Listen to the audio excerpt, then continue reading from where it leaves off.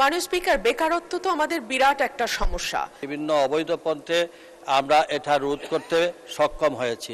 সরকারি হিসেবে প্রতি বছর 25 থেকে 30 লক্ষ বেকার যুবক কর্মবাজারে প্রবেশ করে, কিন্তু বেসরকারি হিসাব বলছে এটি কোটির ওপরে।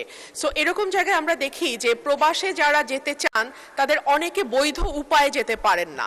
কেউ কেউ দেখা যায় ভূমধ্য সাগর পাড়ি দিয়েও পশ্চিমের দেশগুলো, ইটালি বা জার্মানি, এই দেশগুলোতে যাওয়ার চেষ্টা করে।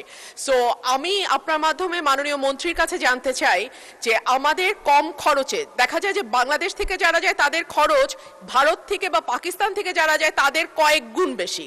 সো এই খরচ কি করে কমিয়ে আনা যায় এবং প্রবাসীরা যাতে সরকারি চ্যানেল বা বৈধ চ্যানেল ব্যবহার করে বিদেশে যায়, সেই ব্যাপারে তাদের মধ্যে অ্যাওয়ারনেস বা সচেতনতা তৈরির জন্য মন্ত্রণালয় কি কাজ করছে? ধন্যবাদ মাননীয় স্পিকার।